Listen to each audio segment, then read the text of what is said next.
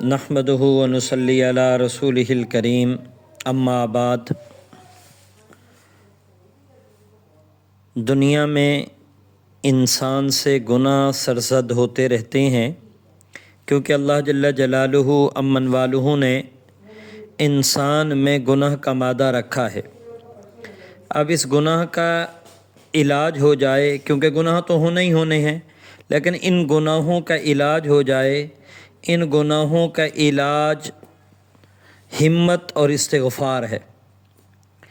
ہمت اور استغفار بھی تبھی پیدا ہوگا جب آدمی کو اپنے اس مرض اور گناہ کا احساس ہوگا۔ آج المیہ ہمارے لیے یہ ہے کہ ہمیں اپنے گناہوں کا احساس ہی نہیں ہے، اور ہمیں ان گناہوں کی شدت کا احساس بھی نہیں ہے، اور ہمیں اس کا اندازہ نہیں ہے کہ یہ گناہ ہماری زندگی پر کتنے برے اثرات ڈالتے ہیں۔ یہ گناہ میری اولاد کی زندگی پر کتنے برے اثرات ڈالتے ہیں۔ یہ گناہ ہماری گھر کی زندگی، ہماری معاشرے والی زندگی، ہماری سوسائٹی کی زندگی، اس پر کتنے یہ تباہی اور بربادی یہ گناہ لاتے ہیں۔ ہمیں اس کا احساس نہیں ہے۔ جب احساس نہیں ہوتا تو اس پر توبہ اور استغفار بھی نہیں ہوتی۔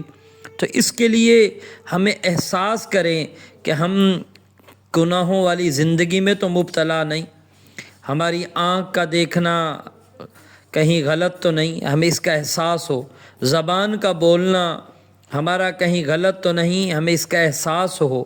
کان کا سننا ہمارا غلط تو نہیں، ہمیں اس کا احساس ہو۔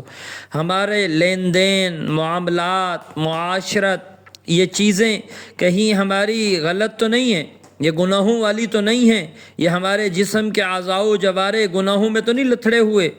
اگر ہیں تو ہمیں اس کا احساس کرنا چاہیے۔ جب آدمی کو احساس ہوگا تو پھر اس پر توبہ بھی کرے گا، استغفار بھی کرے گا۔ دیکھیں، دنیا میں جسمانی مرض لاحق ہوتی ہے، آنکھ کا درد ہوتا ہے تو کتنے اہتمام سے اب احساس کر کے بہترین ڈاکٹر کو ڈھونڈتا ہے۔ اگر سر میں درد ہو، داڑھ میں درد ہو، بہترین اچھا ڈاکٹر ڈھونڈتا ہے۔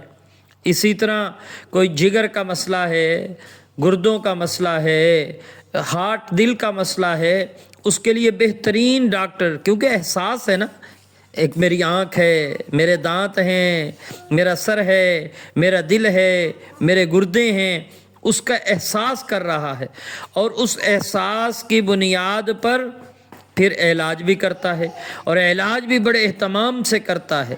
اس پر پرہیز کرتا ہے، دوائیاں اپنے وقت پر لیتا ہے، دوائیاں وقت پر کھاتا ہے، استغفار کرتا ہے۔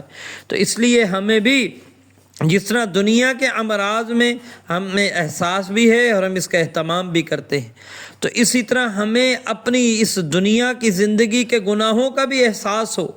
پھر ہم اس پر احساس ہوگا تو توبہ بھی کریں گے، پھر ہم ہمت بھی کریں گے، اور ہمیں اس گناہ کی شدت کا اندازہ نہیں۔ قرآن کہہ رہا ہے فَكُلًّا أَخَذْنَا بِذَنبِهِ، ہم نے پکڑا ان کو ان کے گناہوں کی وجہ سے۔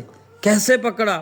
وَمِنْهُمْ مَنْ أَخَذَتْهُ الصَّيْحَةُ، بعضوں کو تو ہم نے چیخ سے پکڑا کہ فرشتے نے چیخ ماری، ان ساروں کے کلیجے پھٹ گئے۔ وَمِنْهُمْ مَنْ خَسَفْنَا بِهِ الْأَرْضَ، بعض ایسے تھے کہ ان کے گناہوں کی وجہ سے ہم نے زمین میں دھسا دیا۔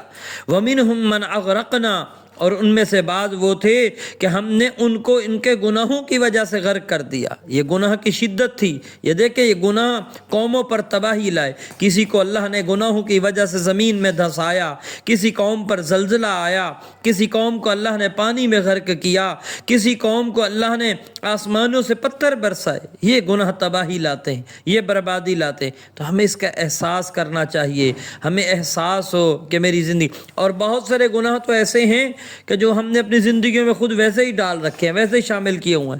احساس کرنا تو دور کی بات، ہم اس کے اندر خود ہی ملوث ہیں۔